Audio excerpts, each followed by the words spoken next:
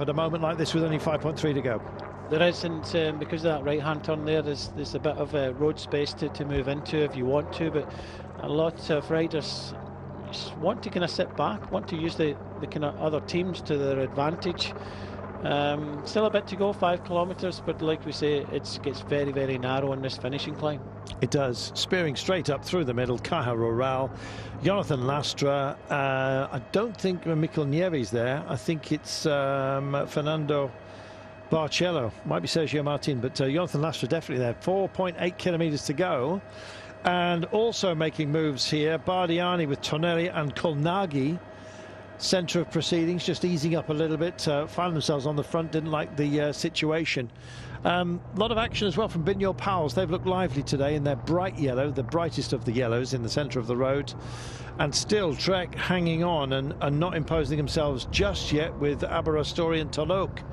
Two very good riders, very strong riders in a scenario such as this. Few have been bullied out of it. And so the next big turn is a shocking left-hander in about 1,200 metres time.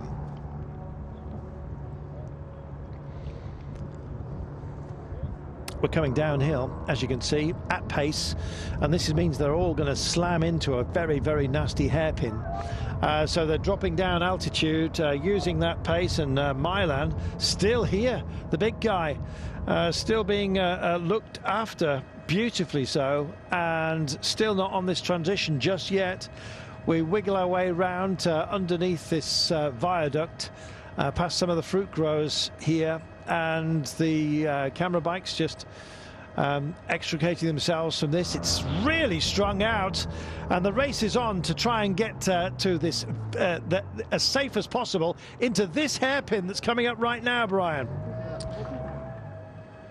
And they're round it safely.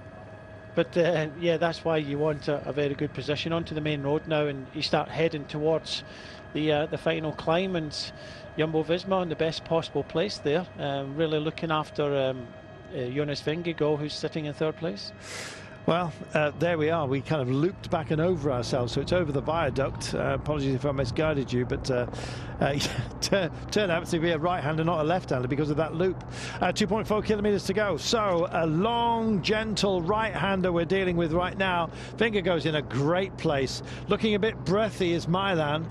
Also stamping on the pedals a bit for the time being is Egg, Train, and Gregard would be the choice of the UNO-X boys, I would have thought, today. Here's your left-hander. This will be about 2 kilometres to go. The race is now absolutely on to get to this transition just before the Flamme Rouge. It's in about 600 metres time. The Gautier is here trying to work out for Boileau, I believe. Koretsky's also there on the back wheel of Cyril Gautier. He's making a nice nuisance of himself, and you can see the sort of road that we're going to be dealing with. There it is, like a ribbon, partially gravel as well. And Onley's come up here, doing a fantastic job, Brian. Yeah, Caruso as well, looking after Milan, the race leader. I think by the looks of things, he thinks he can hang on and keep a hold of that jersey. Like I was saying before, everybody else is 20 seconds behind. Okay, this climb, the categorised part of it is only 1 kilometre. He thinks he can hold on and limit his losses. I think it's going to be very difficult when you factor in the bonuses at the end, though. Van den Abler has managed to get himself up to help out Oscar Onley for Team DSM. In fact, they've got numbers here. Just starting to roll with it, and Milan still there. That's Cyril Gautier just tucked in as well as we make the transition. 1,400 metres to go, and here we are onto the gravel section right now. It pinches up, and this is where you really have to dig in. Now the road zips all over the place, this gravel country road. What have you got? Milan's got plenty by the looks of things. I think this is an investment. Here is Freile in wheel 3 just now. Don't be surprised if he helps himself to something here, Brian. Yeah, this is Cyril Gautier of B&B Hotels as we continue on this gravel section, and everybody seems to be getting over it quite well. It's kind of hard packed, but as we can see further up this climb, the gradients start to increase. They do. and Milan still with it, and we're bound to get some punctures here surely today. Gautier just tying up Onley, is tucked on the back wheel here of Omar Freire, who has a look round almost instinctively, wonders when he can stamp on the pedals and go for it. Milan still holding on the shoulder of Freire. That is Gautier still grimacing. All the tyres have gone white, as you can see, and it's time to make a move if you've got something. What about Mohoric today? He would hope that Milan could do something here, but maybe it'll be an exchange with Mohoric coming through to take it if his teammate can't, Brian. Yeah, they're still waiting and nobody kind of striking out for the moment. So it's a kind of holding pattern. Omar Freire propped on the front. The race leader, Milan, is there. JONAS VINGEGAARD over towards the barriers in the right-hand side. So it's a kind of waiting to the road really starts to get a lot steeper. Onley's really making a nuisance of himself, brilliantly so, and Milan still kicks on. This is fantastic. Now, Milan wants to embed himself in this race and in our thoughts. He kicks on. Vingegaard goes on his wheel. Onley's with him as well. And Milan, for a big man, is absolutely flying up here. But here comes Omar Freire, just sails by Onley now, then past Vingegaard. And this is Freire's kind of terrain. He's kicking on here brilliantly so, and then plonks back down in the saddle.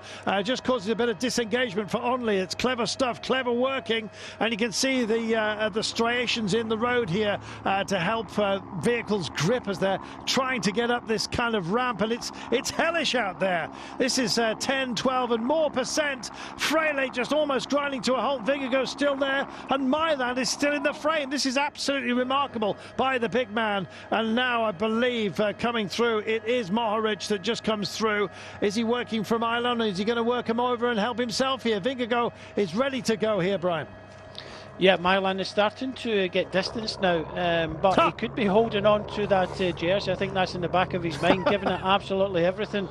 He was starting to slip back a little bit, but just as they eased, he comes back to the front. There's no stopping this man, but Vingegaard was just sitting and waiting. Does he have the legs? That's the question. Onley goes again. Vingegaard is here, and it looks like he may well be his day today.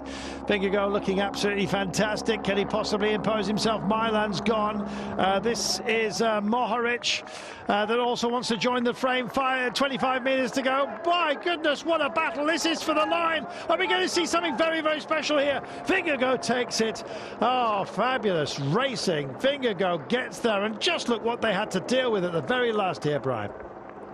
Absolutely amazing there from Milan. I really think that he held on to the race lead there. I didn't think he would be able to do that, but what a final that was. Vingegaard, the favourite, takes it.